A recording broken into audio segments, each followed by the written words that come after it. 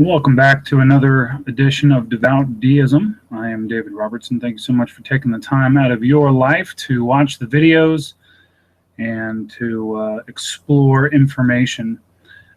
Today I want to talk a little bit about natural right. There's been a lot of discussion in regard to what it is, what it equates to, why or why not we should be paying attention or not, I guess. I don't know. It's interesting when we start talking about natural right. We talk about natural right.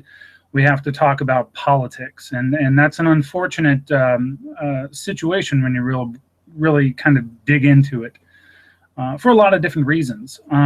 Because now, with the political atmosphere being what it is globally, you've got a situation where you've got politically savvy people who are, for instance, like in America, constitutionally savvy people who bring up the idea of natural rights and so on and so forth. So the idea of natural rights, I think, gets convoluted and I think misquoted a lot in a lot of ways, which once again is also very unfortunate. The truth of the matter is this, especially in regard to deism. And there are questions. I'm a part of numerous deist communities online.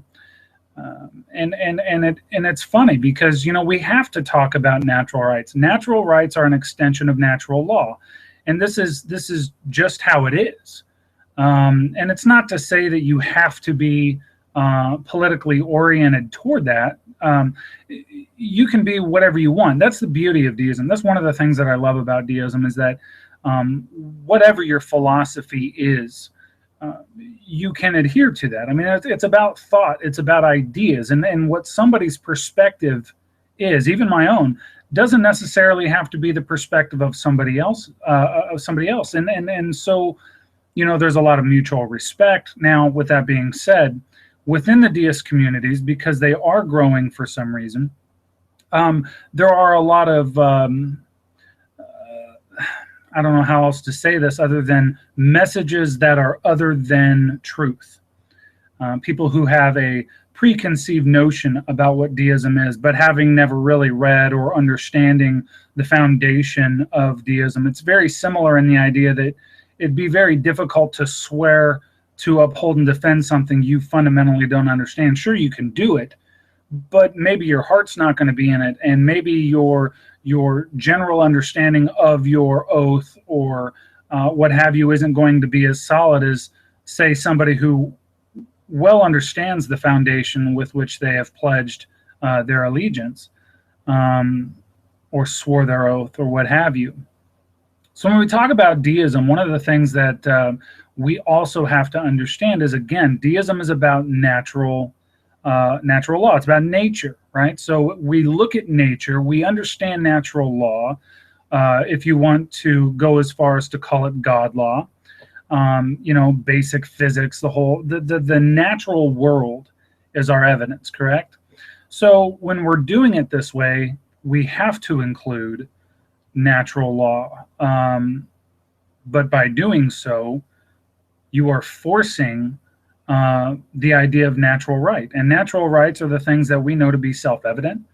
It has been known for quite some time, and one of the things that I have often brought up, not only in discussion, but also in some videos, is the idea that as deists, one of the things that we have to recognize, once again, in my opinion, I'm not going to tell you you have to do that, because, you know, who am I? I'm nobody's boss. But it is my opinion that we must recognize natural right. And these are simple things. You know, I can believe what I want to believe. I can protect myself. Don't do wrong upon me. I do have the right to, well, like I was just talking about, self-defense. I can protect myself if you are trying to infringe upon my natural rights. But these are things that, for instance, when you start looking at the foundation of America, and this is where this idea comes in, the foundation of America was conceived out of this in a lot of different ways. That's not even my opinion. That's just kind of how it is. And I can turn to Washington and Lee Law Review 1960, Natural Rights and the Founding Fathers. The philosophy of natural rights was championed by such founding fathers as Richard Bland, Patrick Henry, Thomas Jefferson, Richard Henry Lee, James Madison, George Mason, Robert Carter, Peyton Randolph, George Washington, and George Wythe. Indeed, it would be amazing if any revolutionary leader of the Commonwealth could be found who did not subscribe to the doctrines of natural law and right. Moreover, the doctrine was not limited to the select few who directed Virginia's destinies, but was widely held as continually expressed by the popular assemblages throughout the Commonwealth during Revolutionary days. As early as February 27, 1766, a number of prominent planters adopted Leedstown Articles of Association asserting their fundamental rights founded on reason, law, and compact. And of course, this goes on, and it's riddled, talking about reason, law, compact, natural rights, fundamental rights, unalienable rights, etc., etc. Now, the idea of unalienable rights are things that cannot be licensed, adjusted, altered, traded, or taken away, and these were things that were bestowed upon us by our Creator.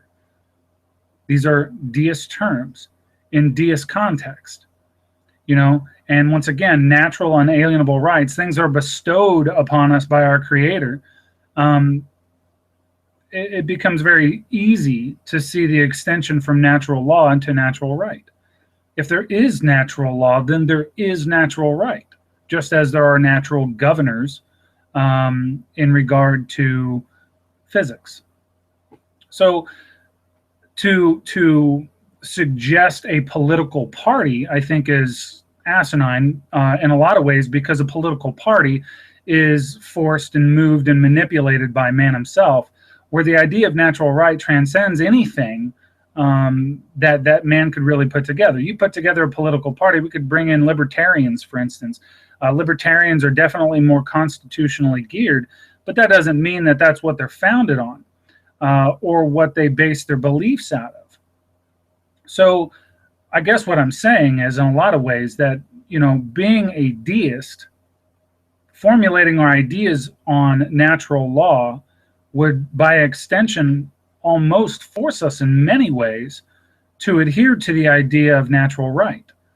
And regardless of whether somebody writes them down or you recognize them as self-evident, to me is 6 of one, half a dozen of the other.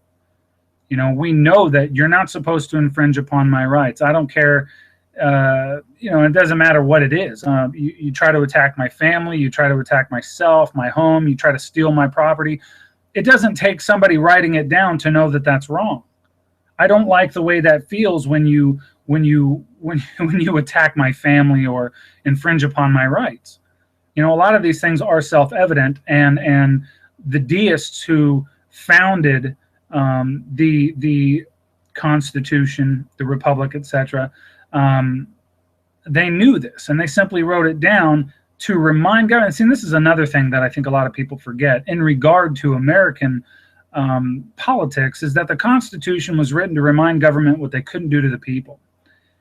And this was written by a bunch of deists who were very much adamant about the idea that they wanted to practice their own religion. And the idea of natural right was also riddled throughout their writings. For crying out loud, let's bring up Thomas Paine for a moment, who wrote The Rights of Man. The Age of, of course, he talks about similar things in The Age of Reason and Common Sense, but there's a lot that he wrote about in that regard. And you can go find a lot of this on thomaspaine.org, which is a big collection of a lot of his writings.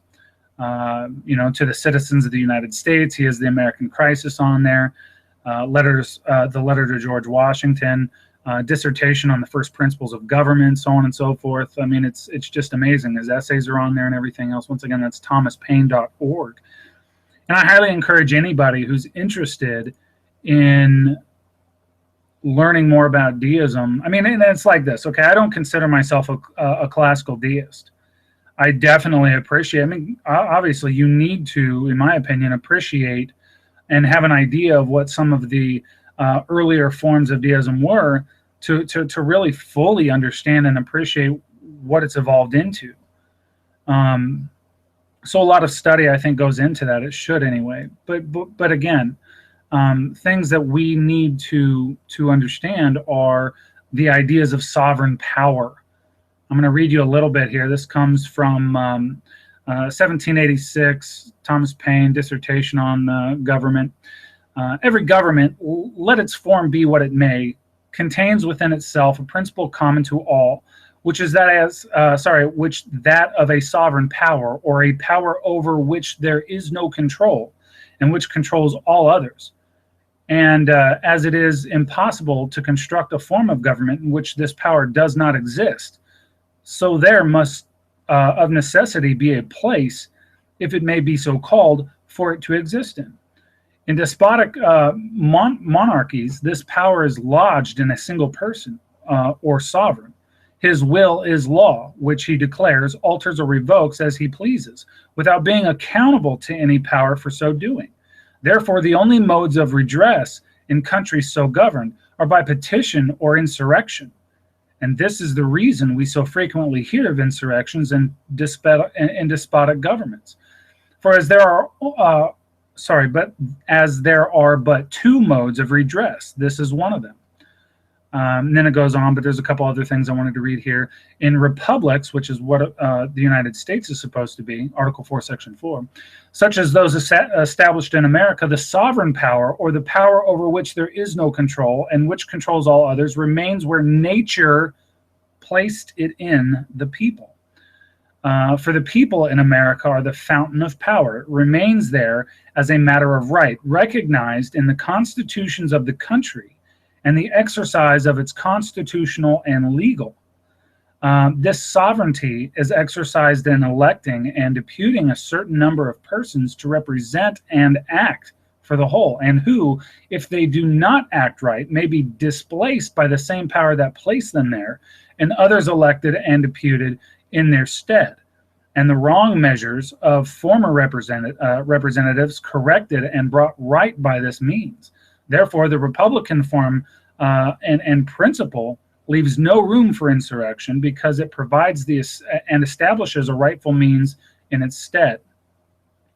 And then he goes on, in countries under a despotic form of government, the exercise of this power is an assumption of sovereignty, arresting it from the person in whose hand their form of government is placed it, and the exercise of it is their styled rebellion. Therefore, the despotic form of government knows no intermediate space between being slaves and being rebels.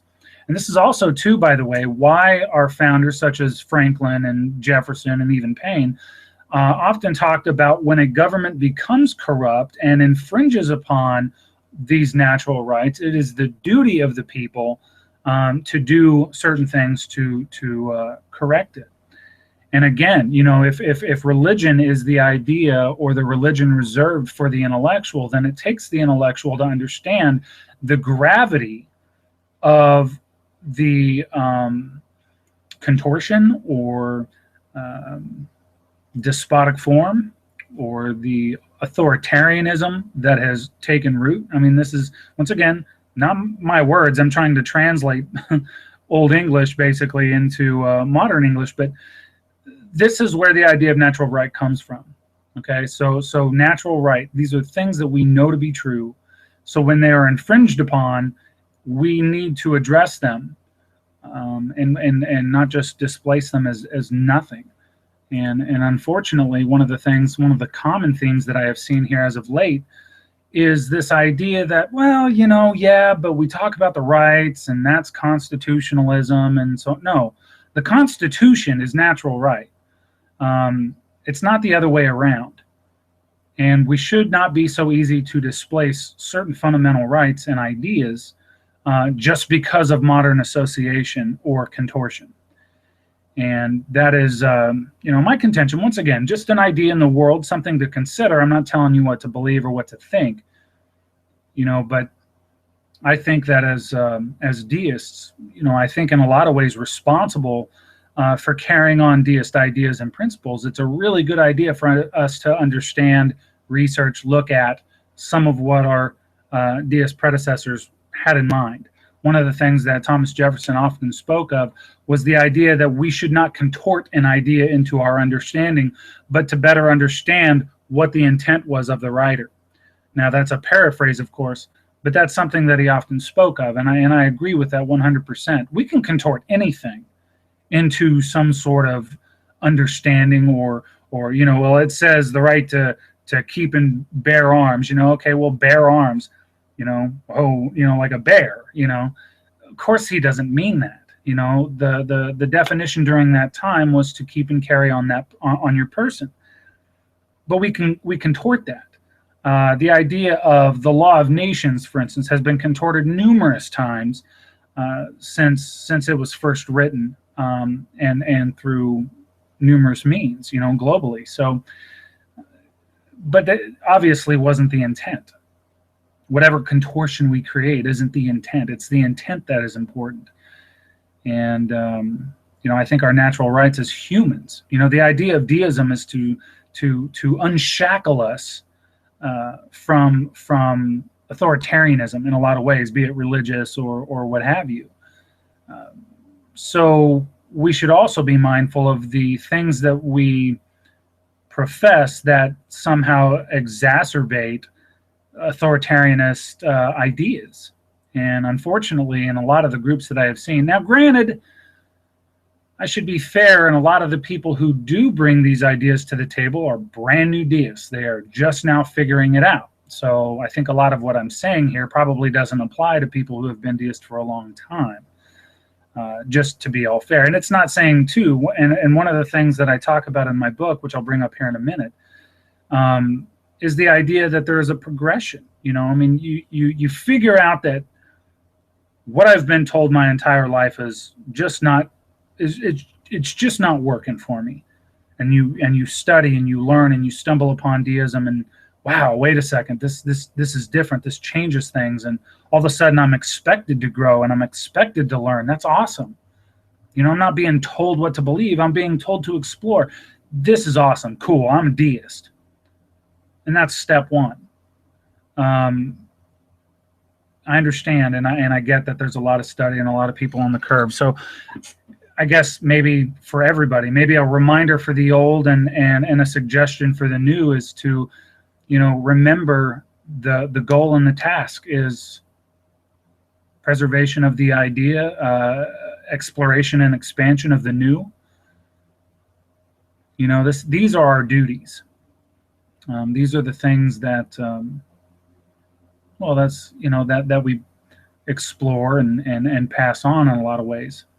I think it's important to read, especially some of the classical deist ideas, but also too, and something that I don't really bring up a lot is the paleo deist ideas. I think it's also very important for us to understand paleo deism in a lot of ways, because these type of natural rights, these natural laws, these things go back as far as Aristotle.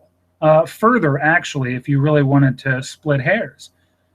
But when we look at these natural rights, a full understanding of where it came from and why it's here and why we recognize them today, and how we can further those ideas, not only in our own minds, but for others who are seeking information, I believe that's fundamentally important. So, I don't know. Once again, just an idea in the world. I'm not telling anybody what to think or what to do, but I would definitely encourage the exploration of that idea. Don't be so quick to say, well, I've been a part of this such and such political party, so I'm not going to have anything to do with any of that. No, that's fine that you have your political affiliations, but as a deist, I think it's very important to understand what the intent was in regard to not only deist doctrine, but whatever. I mean, for instance, there are deists who disagree with quite a bit of what, for instance, Thomas Paine said or wrote. So too Thomas Jefferson or any of the other founders. For crying out loud, we could dissect Ethan Allen and and his actions, not only his writing but his actions, and be like, well, okay, I don't agree with that, and probably be correct in taking that position. It doesn't mean it's any less important to examine.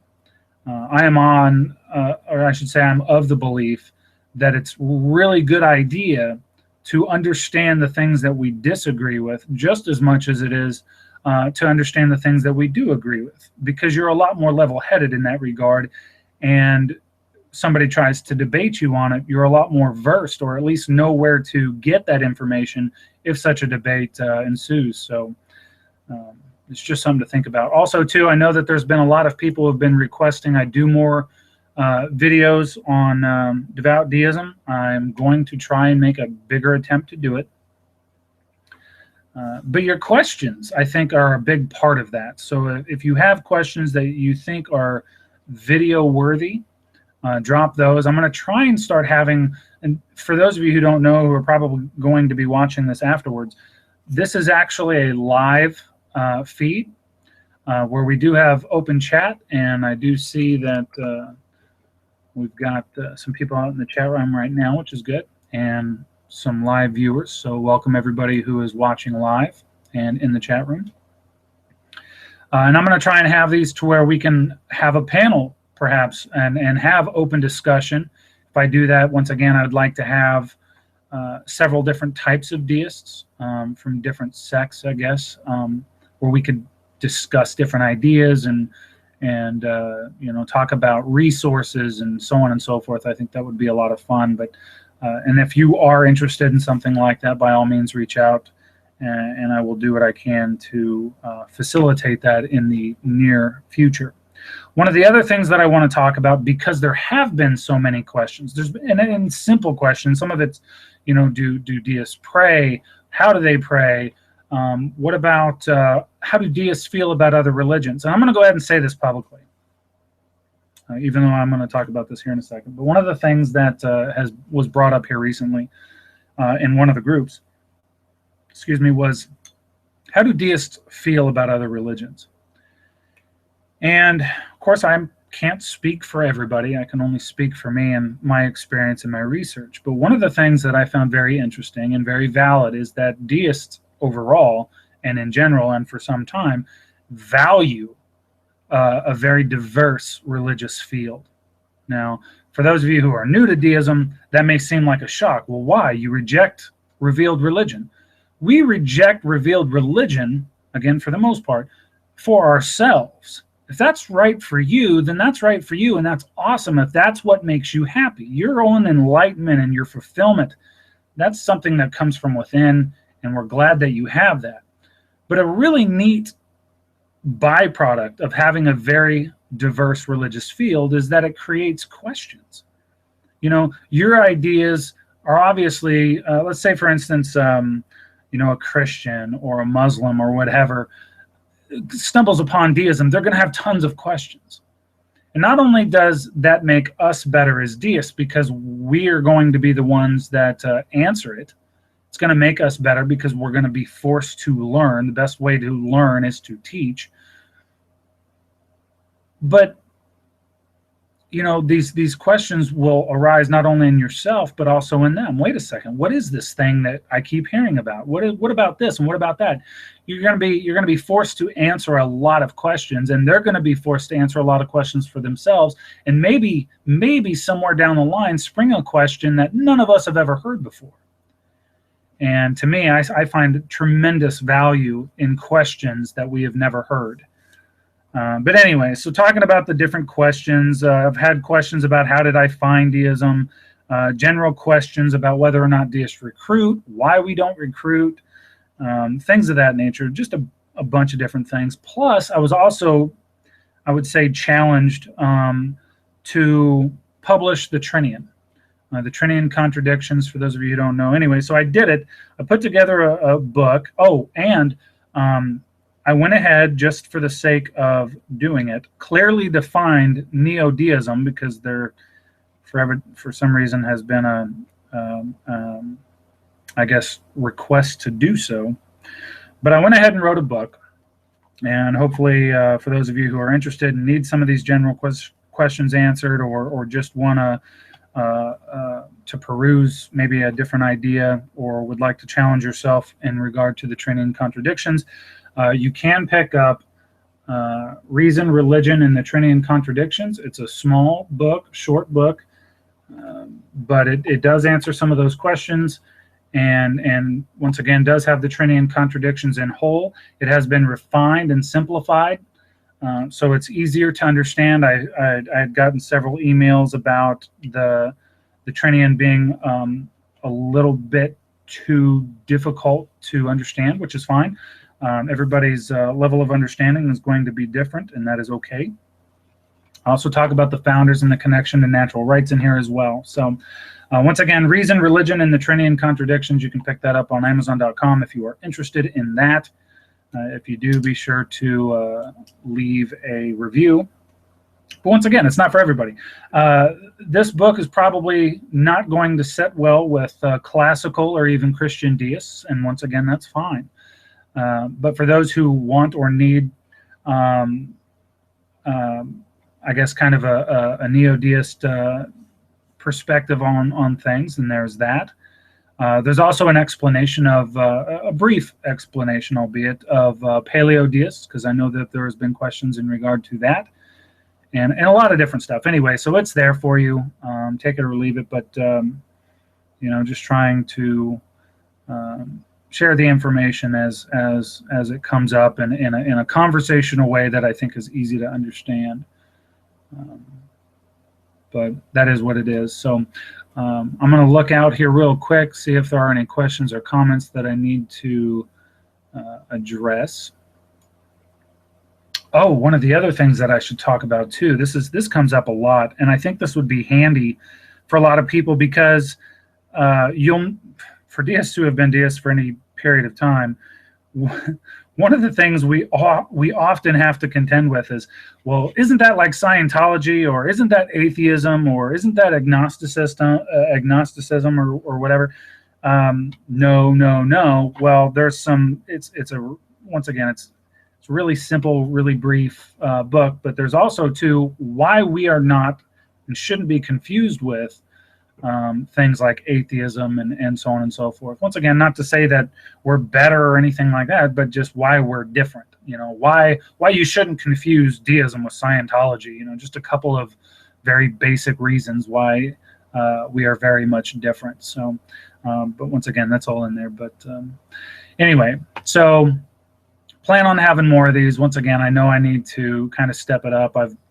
Looks like it was over 150 days, I guess, since I've done a video, and I've had a lot of requests to do it. So I'm going to do more of those in the future. Once again, I'm going to have them live so we can interact if anybody's interested in doing so. So that'll be it. But so let me check out here, make sure that there isn't any questions or anything that I have missed. Militaristic says hello. So, all right, doesn't look like we have any questions, so I think that'll pretty much wrap this episode up. I want to thank everybody for coming and checking out the video, for being a part of the different deist communities. I do encourage you to be a part of as many as you can, and be involved in the conversations and debates. There are some debates, but I don't know. Hopefully that clears up a couple of things. And again, let me reiterate, it's not to suggest you should be a part of a political party. I got into a discussion on another video about libertarianism versus Republican and so on and so forth. Look, I'm an independent. Politically speaking, I probably am more libertarian in nature. But again, I'm one of those people that I try to find enlightenment and ideas and things that will better the human condition in all things. I don't label myself much, but one of the very few things that I do label myself as is a deist. So take that for what it's worth. Anyway, folks, friends, people stumbling upon the channel, I want to thank everybody for taking the time. And I guess that's going to do it for me for now. So until the next time, thank you very much, and take care.